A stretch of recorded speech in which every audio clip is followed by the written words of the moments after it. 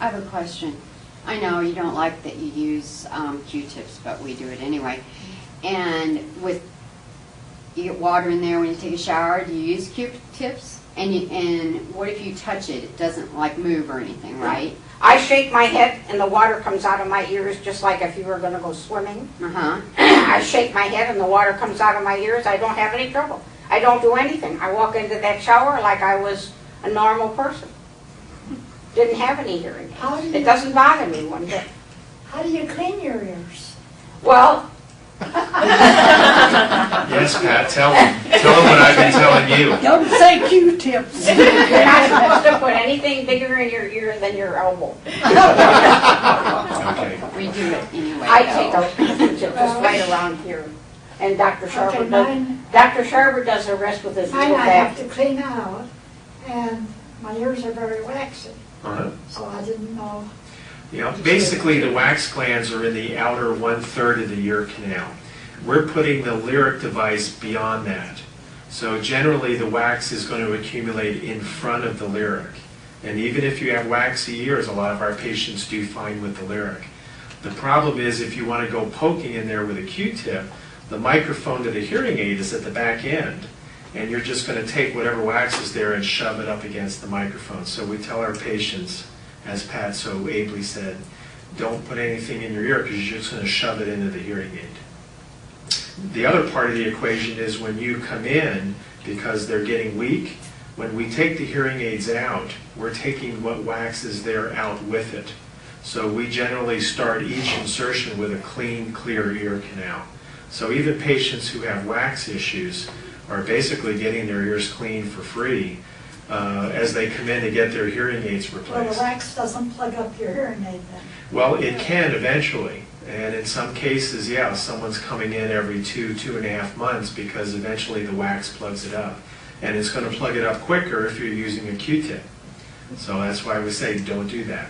Okay, that's for me. It's not just wax either. I never knew this, but you know how your body sheds skin? Mm-hmm. It sheds it in your ear. Right. I couldn't hear, and I went to a specialist, and I had a dime-sized hunk of dried skin over my canal, Mm-hmm. and they had to pull it off, Yeah, and I could hear. that's not uncommon. Very weird. Well, when we talk about Yeah. wax, we say earwax, but earwax is actually made of dead, dried skin that's sloughing off, body oils. You have sebaceous glands in the ear canal that exude oil, as well as keratin. Wax is really a very complicated material. It's not just earwax. It's a combination of a lot of things in the ear. Some people have more dead skin, and our ear canals function a little bit differently. Some ears produce more wax than others. So those are all things that Dr. Moore and I are looking at when we look in the ear. Is this ear a healthy ear that we can do an insertion? So it's important that you go somewhere where they're versed in looking at the geometry of the ear and the health of the ear canal. Sir? When you get them, you buy a yearly subscription. Correct. It costs you $3,600 a year. Right, it's $1,800 per ear per year. So $3,600 a year. Mm-hmm. And does it matter how many times you come in to get replacement? No, I mean, one person might need them every 2 months, and somebody might need them every 4 months. exactly. Same price. So same price. Right. We've never had anyone that needed more than, Dr. Moore, 6, 7 a year, Maybe 8. maybe 8. It depends on if something's happened to something, to Yeah. one of them, or... Like they jumped in the pool head first and forgot, oh, Yeah. I'm wearing my hearing aids. How long's it been on the market? It's been on the market for a little over 2 years. It Years. was in test for what? Well, it 6? tests for 11 years. Oh, okay. And then they started in San Francisco, they sold it commercially for 4 years.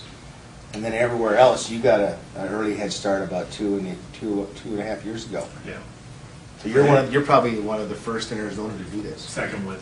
You're right, you're number 2, okay? And we try harder. Yeah. So yeah, it's really proven that the device really works well now. And it's just getting better the longer we find out what we need. I mean, we need, Pat, what size do you have in your ear? for the lyric? You know what size it is? She's, No, he never told me that. no, I didn't. I know one thing, that when he first put it in, it was taking him a long time, and I said, Dr. Sharber, what's the matter? And he said, well, Pat, didn't you know you had a short ear canal? And I said, well, Dr. Sharber, didn't you know I was born on the short end of the deal? No, he never told No, me. I didn't. Pat's actually wearing a small.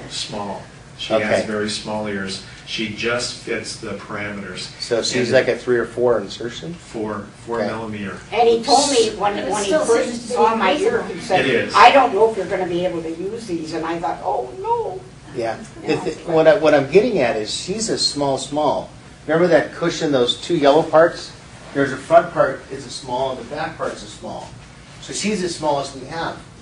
And then in the first part of next year, we're going to have a mini. Because there's too many people with short, small ear canals that really want this that we can't fit.